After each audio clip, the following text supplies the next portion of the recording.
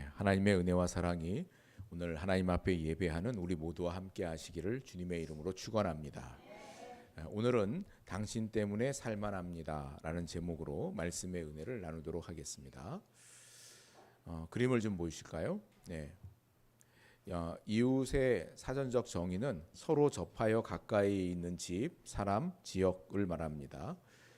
공간적으로 바로 옆이나 근처에 사는 사람을 의미하지만 더 나아가서 도움을 주고받는 정서적인 공동체나 사회적인 관계망까지를 다 포함하여서 이웃이다, 이렇게 말할 수 있겠습니다.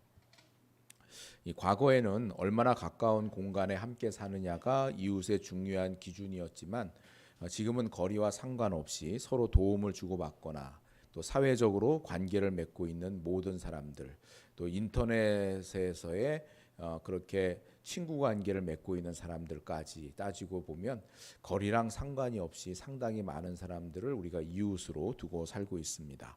다음 장을 좀 보여주시겠습니까? 이웃과 관련된 우리 속담 중에는 800금으로 집을 사고 1000금으로 이웃을 산다라는 말이 있습니다. 좋은 집을 구하는 것보다 좋은 이웃을 얻는 것이 훨씬 더 가치 있고 어렵다라는 그런 뜻이죠.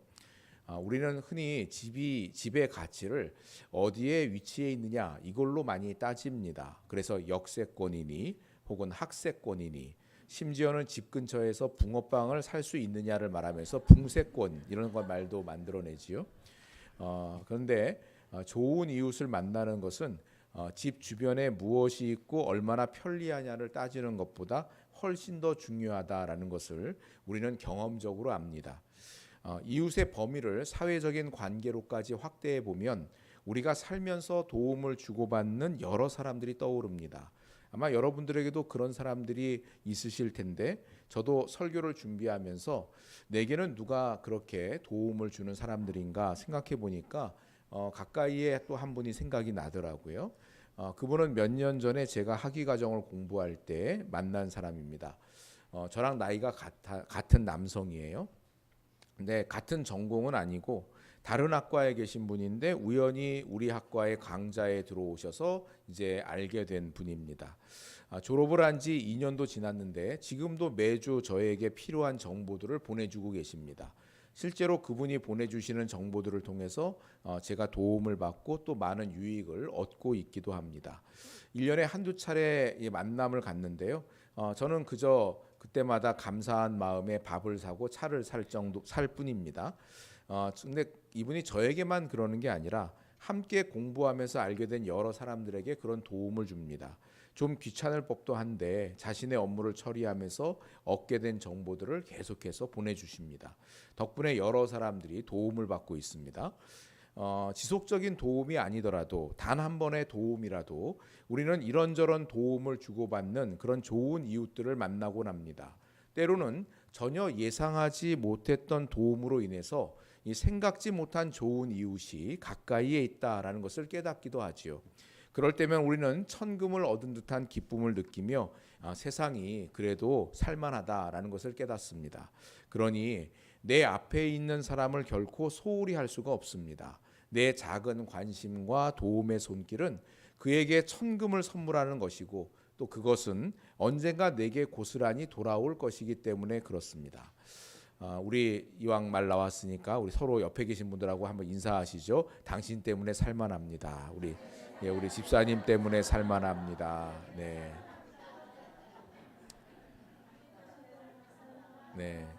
우리 그렇게 서로 때문에 옆에 계신 분들 때문에 그게 나 때문에 옆에 사람이 살만한 그런 사람들 다 되실 수 있기를 주님의 이름으로 축원합니다. 오늘 본문에 등장하는 요셉도 그러합니다. 오늘 말씀은 우리가 너무 잘 아는 요셉이 애굽의 종살이에서 감옥의 죄수로 계속해서 곤두박질 치는 그런 것처럼 보이다가 13년 만에 애굽의 총리로 등극하는 그런 내용입니다. 바로 왕이 한날에 두 개의 꿈을 두 가지를 꾸지 않습니까?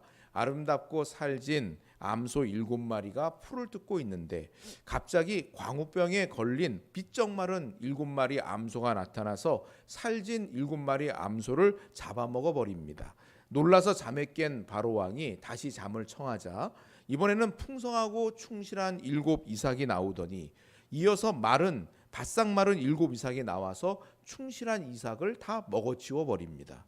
걱정스러운 꿈으로 인해서 밤을 꼬박 세운 바로왕은 애굽의 박사들과 술객들을 불러서 꿈을 해석하게 했지만 아무도 그 꿈을 해석하는 자가 없었습니다. 꿈은 애굽이라는 제국의 위상이 얼마나 허무한 것인가라는 것들을 그냥 단번에 드러내버립니다. 꿈은 바로왕에게서 주도권을 빼앗아 버렸습니다. 최고 권력자 아닙니까? 그 사람 앞에서 어느 한 것도 자기 마음대로 할 수 있는 게 없는 겁니다. 그 사람의 명령 한마디면 죽은 자도 살릴 것 같은 그런 권세를 자랑하는 사람입니다. 그런데 이 꿈이 바로왕에게 주도권을 다 빼앗아가 버렸습니다. 당대 최강대국이었던 애굽은 도적과 같이 임한 하나님의 꿈으로 인해서 무기력해졌고 미래조차도 예측할 수 없는 그런 상황 가운데 처합니다. 그런 혼돈 속에서 술 맡은 관원장이 감옥에 자신이 갇혀 있는 동안에 꿈 해몽으로 도움을 받았던 요셉을 생각해냅니다. 그의 주선으로 요셉이 바로왕 앞에 서게 되지요. 요셉은 아무도 해석하지 못했던 바로왕의 꿈을 하나님의 지혜로 해석할 뿐만 아니라 그 대안까지 제안함으로 총리로 발탁이 되는 말씀입니다. 그런데 저는 이 말씀을 묵상하면서 요셉이야말로 정말 좋은 이웃의 대표적인 모델이구나 이런 생각을 해봤습니다. 왜 그가 좋은 이웃의 모델입니까? 그 첫째는 그가 대안을 제시할 줄 알았기 때문입니다. 우리 38절과 39절을 읽어보겠습니다. 바로가 그의 신하들에게 이르되 이와 같이 하나님의 영에 감동된 사람을 우리가 어찌 찾을 수 있으리요 하고 요셉에게 이르되 하나님이 이 모든 것을 내게 보이셨으니 너와 같이 명철하고 지혜 있는 자가 없도다. 아멘. 요셉은 하나님의 도우심으로 바로왕의 꿈을 해석할 뿐만 아니라 앞으로 다가올 7년 흉년 그것으로 인해서 망하게 될 애굽의 운명을 어떻게 대비해야 되는가 그것에 대해서 대안을 제시합니다. 7년 흉년 이전에 7년 풍년이 있는데 이때 수확한 곡식의 20%를 잘 보관하여 쌓아두고 흉년을 대비해야 된다라는 겁니다. 바로왕은 요셉의 말을 듣고 그가 하나님의 영에 감동된 사람이라는 것을 그가 명철과 지혜의 사람이라는 것을 즉각 알아보았습니다. 하나님의 영에 감동된 사람이라는 것은 요셉이 무슨 방언을 하거나 아니면 어떤 신비한 체험을 한다는 그런 표현이 아닙니다. 명철함은 분별력과 판단력을 말하는 것이고 지혜는 삶의 현장에서 문제를 해결하는 실천적이고 행정적인 능력을 의미하고 있는 겁니다. 이 모든 것들은 하나님의 영이신 성령으로 충만함에서 나오는 자연스러운 결과들인 겁니다. 그런 의미에서 여러분 성령 충만을 종교적인 측면으로만 제한하면 안 되는 겁니다. 우리 삶의 구체적인 영역에서 성령님은 분별하고 분석하고 실제적인 대안을 제시하며 우리의 삶을 이끄시는 분이시기 때문입니다. 우리의 직장과 가정 그리고 관계 속에서 마주하는 문제 앞에서 요셉과 같은 분별력과 지혜를 구해야 합니다. 우리가 예배를 마치기 전에 한 주간의 일정을 놓고 하나님 앞에 기도하는 시간 같지 않습니까? 그때 막연히 그냥 기도하지 마시고 그냥 앞에서 기도하라고 시간을 주니까 그냥 눈 감고 묵묵히 그렇게 기다리지 마시고요. 내 일정 중에 그 중요한 것들 하나님 앞에 구체적으로 말씀드리며 지혜와 분별력을 구해야 되는 겁니다. 사람이 마음으로 자기의 길을 계획할지라도 그의 걸음을 인도하시는 이는 여호와이시기 때문인 겁니다. 여러분 우리가 지금까지 인생 살아왔는데 우리의 인생이 내 계획대로 내가 추구하자는 방향대로 그렇게 잘 풀어집니까? 여러분 그게 그렇지 않구나라는 걸 아니까 이 자리에 와 있는 거잖아요. 인생이 내 마음대로 내 뜻대로 그렇게 순조롭게 풀어질 것 같으면 누가 하나님과 동행하려고 하겠습니까? 인생은 그렇게 사는 게 아니구나. 인생은 사람은 아무리 만 가지 계획들을 세워도 그것을 이루시는 분은 하나님이시구나. 그것을 알기 때문에 우리가 하나님을 경외하고 따라가는 겁니다. 직장에서 일할 때도 맡은 업무들이 순조롭게 진행되고 또 수고함에 합당한 열매를 거둘 수 있도록 지혜와 분별력을 구해야 되는 겁니다. 공부할 때도 막연히 문제를 빨리 해결하고 지나가길 구할 게 아니라 제대로 된 실마리를 잘 찾아가도록 지혜와 분별력을 구해야 되는 겁니다. 사람과의 갈등이나 당면한 문제 해결을 위해서도 성령님의 인도하심을 힘써 구하십시오. 성령님은 우리 곁에서 도우시는 능력 있는 카운셀러라는 걸 믿으시기를 주님의 이름으로 축원합니다. 요즘은 AI한테 상담을 많이 하시더라고요. 네, 뭐 오죽 답답하면 그럴까 싶습니다만은 AI가 긍정적으로 말하게 그게 프로그래밍이 돼 있어요. 그렇기 때문에 뭐 여러 좋은 거 이렇게 한마디만 말하도 정말 좋은 생각입니다. 어떻게 그런 생각을 하셨습니까? 하면서 아주 긍정적으로만 표현을 합니다. 잠깐의 위로는 될지 모르지만 여러분 하나님께 구하세요.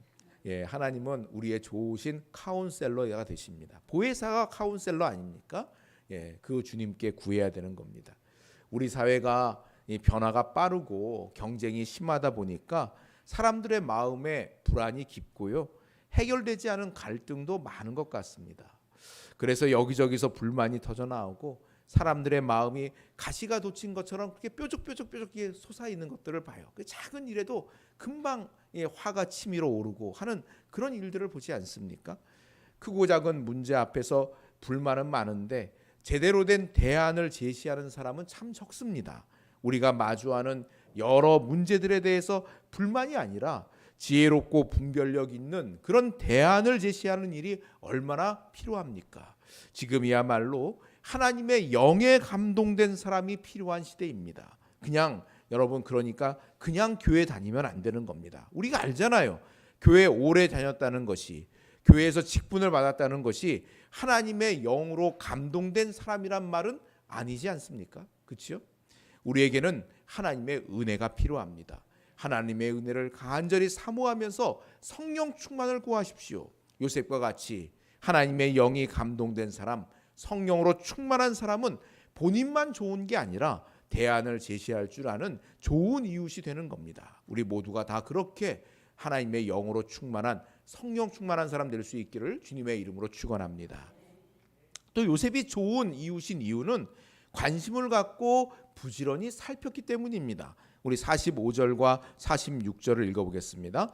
그가 요셉의 이름을 사브낫 바네아라 하고 또 오네 제사장 보디베라의 딸 아스낫을 그에게 주어 아내로 삼게 하니라. 요셉이 나가 애굽 온 땅을 순찰하니라.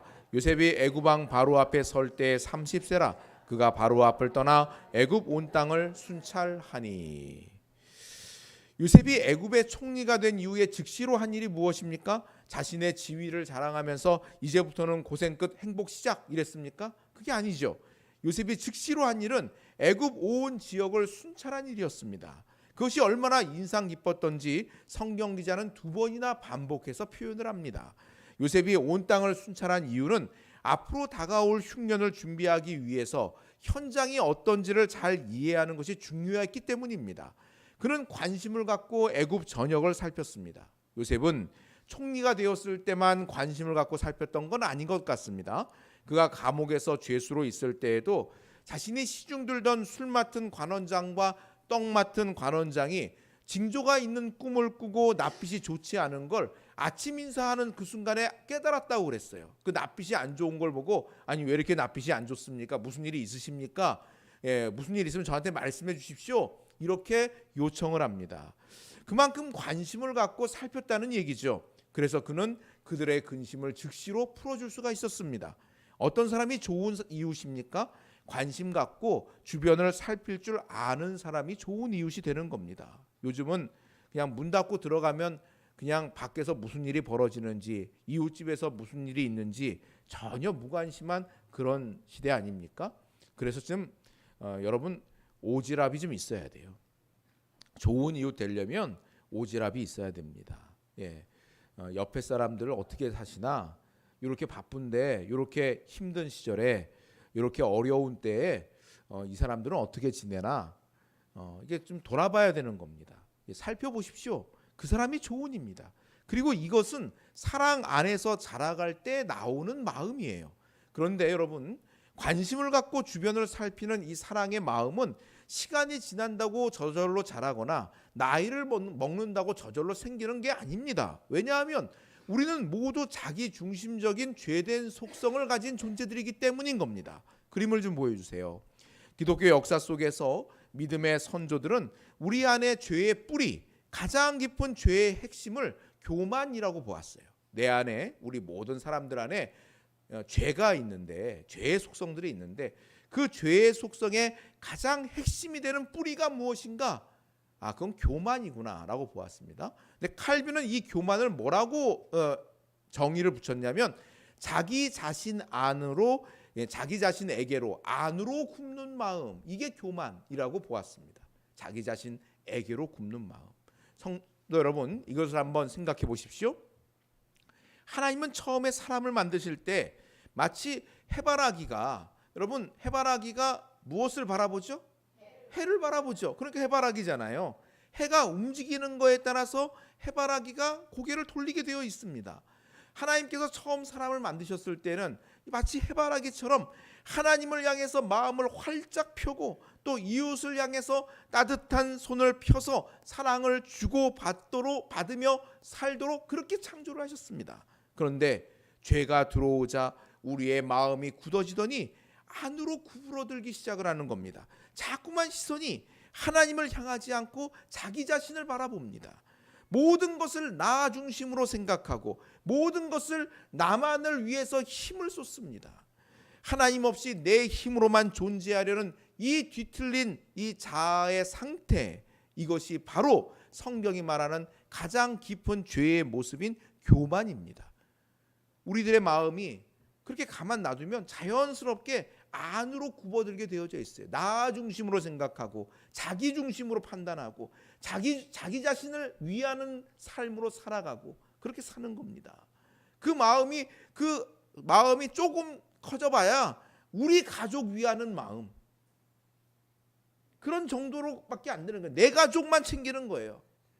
내 새끼들만 챙기는 거예요. 우리 민족만 챙기는 겁니다. 그렇게 자기 중심적인 마음, 안을 향하는 마음, 이게 교만이라고 얘기합니다. 그래서 우리에게는 하나님의 은혜가 필요한 겁니다. 예수 십자가의 보혈의 능력이 아니고서는 이런 자기 중심성을 벗어날 수 없기 때문인 겁니다. 그림을 좀 보여주세요. 우리 교회의 기초 성경 공부인 풍성한 삶의 시작, 이 첫 번째 시간에 다루는 것이 바로 예수 그리스도 중심의 사람, 바로 이겁니다. 네 가지 영적인 원리를 소개하면서 두 종류의 사람을 비교하지요. 하나는 내 마음 중심 보좌에 나 자신이 앉아 있는 자기 중심의 사람입니다. 이 사람은 예수님을 알지 못하는 사람입니다. 또 다른 하나는 내 마음의 중심 보좌에 예수 그리스도께서 계시고 나는 그 보좌에서 내려와서 모든 걸 주님께 맡긴 사람입니다. 바로 예수 그리스도 중심의 사람, 성령의 사람입니다. 이 두 종류의 사람을 비교하면서 묻습니다. 당신은 이제 어떤 사람으로 살기를 원하십니까? 당신은 이제 어떤 사람 되기를 원하십니까? 묻습니다. 그러면 네, 저는 예수 그리스도 중심의 사람 되기를 원합니다. 그렇게 대답하면 그런 사람 될 수 있도록 예수님께서 내 마음 중심에 들어오시도록 그렇게 영접하는 기도를 안내해 드립니다. 사실 우리의 신앙생활이라는 것은 바로 이 예수 그리스도 중심의 사람, 성령의 사람으로 완성되어져 가는 과정이 바로 우리의 신앙생활하는 과정입니다. 근데 여러분, 한번 예수님을 내 마음 중심에 모시면 영원히 항상 그 주님이 내 마음 중심에 계시면서 나를 다스려 주시는 그런 삶을 살게 됩니까? 그게 아니죠. 네, 조금만 상황이 바뀌고 조금만 상황이 내 뜻대로 안 되고 그러면 언제 그랬냐는 듯이, 언제 주님을 인정했냐는 듯이 그 주님을 내가 다시 끄집어내리고 내가 다시 거기 올라갑니다. 그 사람을 제3의 그림이 있어요. 그렇죠? 그래서 그 사람을 육신에 속한 자, 그리스도 안에서 어린아이와 같은 자, 성경은 그렇게 말하지 않습니까? 그렇게 주님을 다시 인정했다가 다시 끄집어내렸다가 다시 인정했다가 끄집어내렸다가 그와 같은 일들이 반복하고 하는 과정들을 겪는 것들이 우리의 신앙생활의 여정입니다. 주님을 인정하는 그 일이 내 힘으로 안 되기 때문에 하나님의 은혜를 구하며 성령님의 도우심을 구하는 겁니다. 나 중심에서 하나님 중심으로 바뀌고 내 이익보다 다른 사람의 이익을 먼저 구할 줄 아는 성령의 사람으로 자라가기를 주님의 이름으로 축원합니다. 우리 빌립보서 2장 3절과 4절 말씀을 같이 읽어보겠습니다. 아무 일에든지 다툼이나 허용으로 하지 말고 오직 겸손한 마음으로 각각 자기보다 남을 낫게 여기고 각각 자기 일을 돌볼 뿐더러 또한 각각 다른 사람들의 일을 돌보아 나의 기쁨을 충만하게 하라. 아멘. 여러분, 아무 일에든지 다툼이나 허용으로 하지 말고, 그러니까 이건 교회에서 하는 일만 얘기하는 게 아니에요. 여러분이 가정생활 하실 때, 혹은 직장생활 하실 때, 학교에서 생활하실 때, 친구들을 만날 때, 어떤 상황에서든지 다툼이나 허용으로 하지 말아라. 오직 겸손한 마음으로 각각 자기보다 남을 낮게 여기고, 그래서 자신의 일을 돌아볼 뿐만 아니라 다른 사람들의 일을 돌아보아서 하나님을 기쁘시게 하는 자가 되라 라고 말씀을 합니다. 겸손한 지체들이 연합을 하면 그래서 잡음이 없습니다. 조용히 맡겨진 사명을 감당할 뿐만 아니라 힘겨워하는 지체들을 곁에서 힘써 돕습니다. 자신의 이름을 드러내기보다 곁에 있는 지체들을 항상 앞세우기 때문인 겁니다. 이들은 하나님을 기쁘시게 하는 하나님의 백성들로 사는 사람들이기 때문인 겁니다. 바로 이 사람이 성령의 사람이고 예수 그리스도 중심의 사람이 되는 겁니다. 여러분, 이렇게 주님의 은혜를 힘입어서 주변을 돌아보는 좋은 이웃들 될 수 있기를 주님의 이름으로 축원합니다. 마지막으로 이 요셉이 좋은 이웃인 것은 그의 가진 것들을 나누었기 때문인 겁니다. 우리 56절과 57절을 읽어봅니다. 온 지면에 기근이 있음에 요셉이 모든 창고를 열고 애굽 백성에게 팔세. 애굽 땅에 기근이 심하며 각국 백성도 양식을 사려고 애굽으로 들어와 요셉에게 이르렀으니 기근이 온 세상에 심함이었더라. 아멘. 요셉의 꿈 해몽대로 흉년이 시작되자 사람들이 먹을 것이 없어 굶주리게 됩니다. 이에 요셉은 그동안 저장해 두었던 창고를 열어서 백성들에게 풀기 시작을 하지요. 애굽 사람들뿐만 아니라 주변에 있는 모든 나라의 백성들도 먹을 것을 찾아서 애굽으로 돌아오기 시작을 합니다. 요셉이 이렇게 생명을 힘써 나누는 일을 하기 위해서 그렇게 총리로 쓰임을 받은 겁니다. 우리도 내게 주어진 재능, 내게 있는 능력, 내게 있는 돈, 그리고 시간 등등 생명을 살리기 위해서 이런 것들, 내게 있는 작은 것들 힘써 나눌 그런 사명으로 부름을 받았습니다. 아이고, 환경이 더 좋아지면, 상황이 더 나아지면, 시간의 여유가 생기면 그때 하겠습니다. 이렇게 말하지 마십시오, 여러분. 우리에게 지금보다 더 나은 상황, 지금보다 더 나은 환경이란 존재하지 않습니다. 지금이 최선입니다. 요즘 신방을 하고 있잖아요. 근데 신방하는데 어떤 분이 그러더라고요. 아이고, 젊을 때는 없어서 못 먹고 나이 드니까 당뇨병 걸려서 못 먹더라. 그러니 젊을 때 기회 올 때 잘 먹어두시라 그러더라고요. 네, 젊을 때는 없어서 못 먹었대요. 근데 나이 드니까 당뇨병 걸려서 못 먹겠대요. 좀 억울할 것 같아요.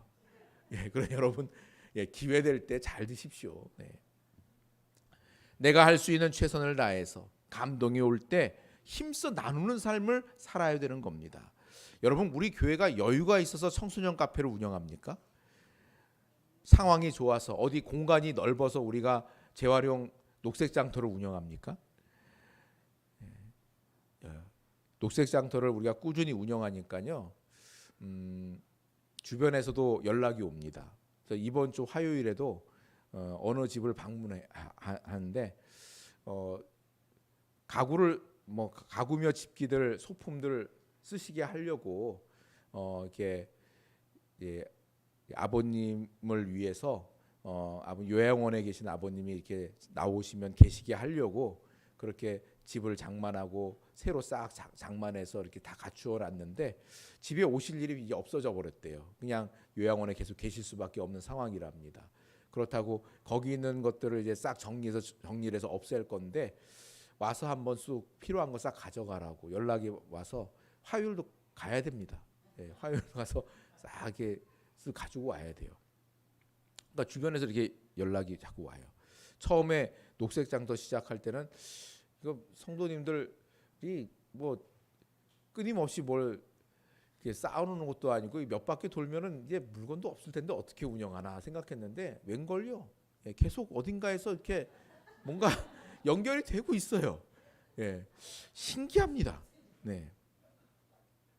청소년 카페를 운영하다 보니까요, 다양한 아이들을 만나게 됩니다.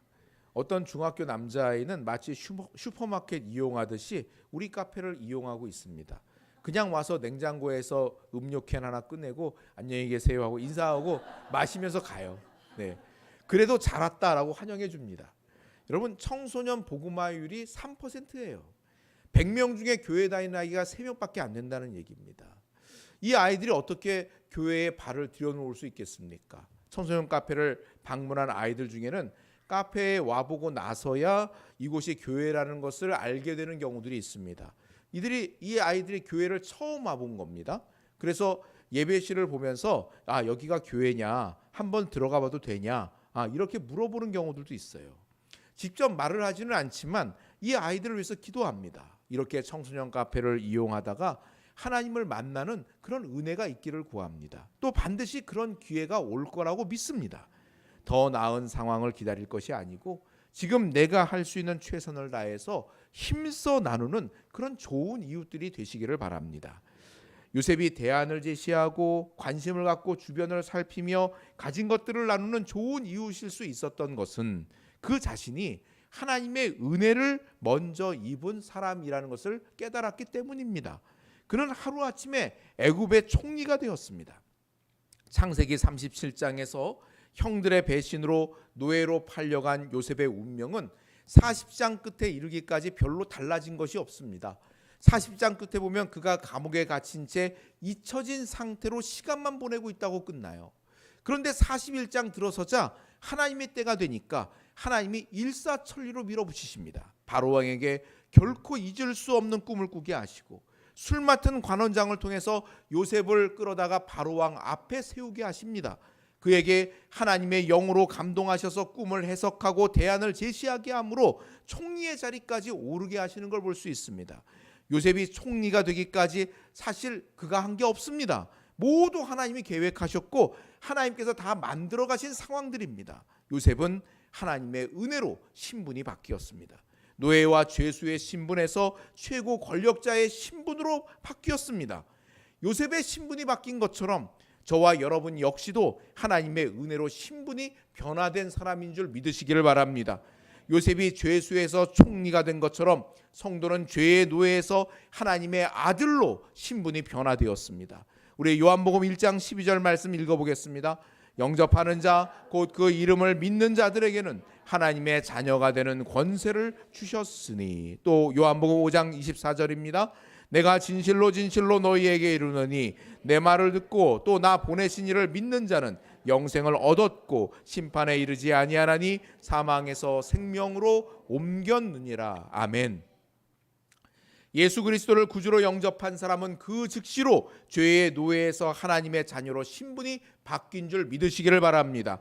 사망에서 생명으로 옮겨졌습니다. 지옥 백성이 천국 백성이 되었습니다. 예수 그리스도를 믿음으로 우리의 신분이 이렇게 바뀐 줄 믿으시기를 주님의 이름으로 축원합니다.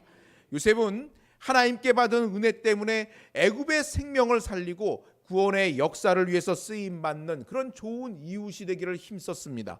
하나님의 은혜로 구원받은 우리도 예수 생명 전하는 좋은 이웃으로 부름을 받았습니다. 불평이 아니라 대안을 제시할 줄 아는 좋은 이웃, 관심을 갖고 살뜰히 살피는 좋은 이웃, 내게 있는 작은 것이라도 기꺼이 나누는 좋은 이웃이 될 수 있기를 바랍니다. 그래서 당신 때문에 세상이 그래도 살만합니다, 이런 말 듣는 사람 다 될 수 있기를 바랍니다. 오늘도 성령의 인도하심에 그 순종하여서 내가 마주하는 모든 사람들과 좋은 이웃이 되는 우리 모두가 다 될 수 있기를 주님의 이름으로 축원합니다. 아멘. 기도하겠습니다. 말씀을 기억하고 우리 합심해서 통성으로 기도하지요. 우리는 예수 그리스도 안에서 신분이 변화된 사람입니다. 지옥밖에 갈 것이 없는 비참한 인생이 주님의 그 놀라우신 은혜로 말미암아서 하나님 나라 백성 되었습니다. 천국을 선물로 얻었습니다. 주님께 쓰임받는 주의 권속들입니다. 주님께서 우리를 붙드십니다. 그러니 주님, 우리가 있는 곳곳에서 하나님의 그 생명을 나누고 복을 전하는 좋은 이웃으로 살게 하여 주시옵소서. 나로 말미암아서 세상에 그래도 살만하다는 그와 같은 말을 듣는 나누고 베푸는 삶 되게 하시고 나를 통하여서 그렇게 하나님의 은혜가 흘러가게 하여 주시옵소서. 우리 그렇게 기도합시다. 잠시 합심하여서 통성으로 기도하겠습니다.